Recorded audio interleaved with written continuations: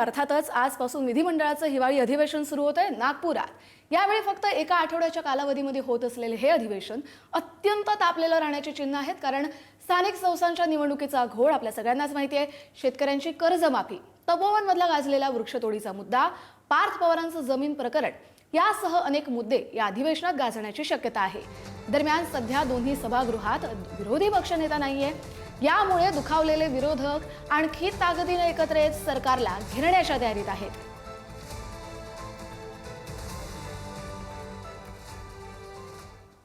कसुरी आपण बघतोय खरं तर आता हिवाळी अधिवेशन आजपासून सुरू होत आहे, मात्र महायुतीचं सरकार स्थापन होऊन वर्ष झालंय तरी अद्यापही विरोधी पक्षनेता नेमण्यात आलेला नाहीये। आणि यावरून ठाकरेंच्या शिवसेनेचे नेते भास्कर जाधव यांनी राज्य सरकारवर निशाणा साधत पापा बाहेर येऊ नयेत म्हणून विरोधी पक्षनेता निवडत नाहीत असा टोला लगावलेला आहे। तर विरोधी पक्षनेते पदाचा निर्णय अध्यक्षांचा असतो असं प्रत्युत्तर यावर मुख्यमंत्री देवेंद्र फडणवीस यांनी दिलंय। आणि म्हणून विरोधी पक्षनेतेपद हे घटनात्मक पद आहे आणि ते जर घटनात्मक पद आपण जर त्या ठिकाणी त्याची नेमणूक केली तर आपली अनेक पाप ही बाहेर येतील आणि ती येऊ नये।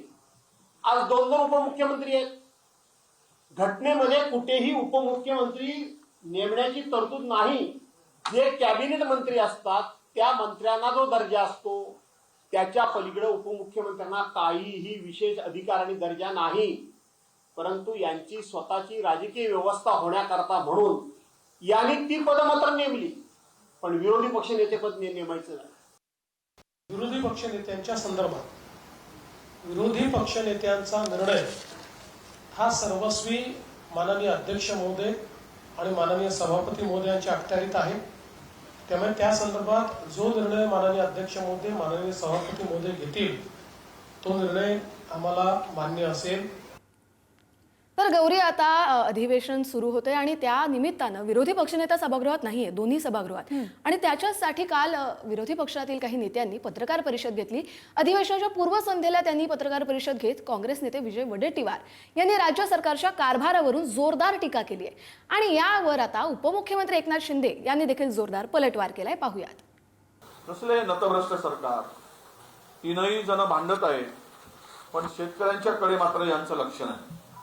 यांनी जो प्रस्ताव पाठवला गेला ते म्हणतात की 27 नोव्हेंबरला प्रस्ताव पाठवला। केंद्रीय मंत्री कृषी मंत्री म्हणतात की आमच्याकडे अतिवृष्टी संदर्भातला मदतीचा प्रस्तावच आला नाही, तो प्रस्ताव कदाचित गृहमंत्र्याकडे अडकून पडला होता अशी काही चर्चा आहे। आणि अद्यापही राज्याला कुठलीही शेतकऱ्यांच्यासाठी मदत मिळाली नाही। अशा शेतकरी विरोधी सरकारच्या चहा पाण्याला जाण्याचं औचित्य आम्हाला वाटत नाही। गेल्या आमच्या पहिल्या महायुतीच्या इनिंग मध्ये विरोधक फार जोरात होते, रोज तिकडे आंदोलन, अधिवेशनात पायऱ्यांवर, सभागृहात कमी पण बाहेर त्यांना आंदोलन करणं आणि तुम्ही सगळं त्यांचं टिप्पण करत होते, त्याच्यामध्ये आनंद मानत होते ते।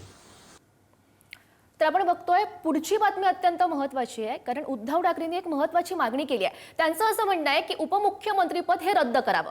तुमच्या काळात उपमुख्यमंत्रीपद घटनाबाह्य होतं का असं यावर शिंदे यांनी म्हटलेलं आहे। अधिवेशनामध्ये पूर्ण वेळ तरी बसा, शिंदेंनी आता उद्धव ठाकरेंना हा टोला देखील लगावलाय। विरोधकांशी जळजळ मळमळ सुरू असल्याचं सुद्धा एकनाथ शिंदे म्हणतात।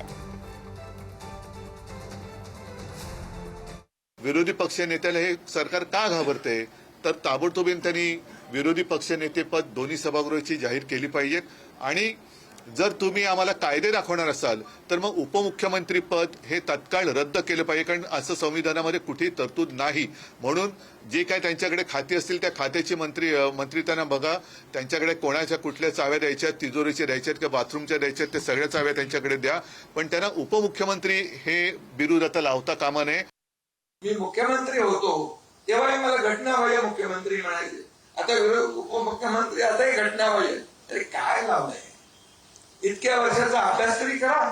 इतक्या वर्ष राज्यामध्ये काय काय कुठली कुठली पदं होती आणि कसा कारभार चालला, महाविकास आघाडीमध्ये आणि उपमुख्यमंत्री पद होतं ते काय घटनाबाह्य होतं? आत्मपरीक्षण करावं आणि नंतर बोलावं। आणि कोण बोलतंय? अरे विधानसभेत पूर्ण अधिवेशनात पूर्ण वेळ तरी बसा।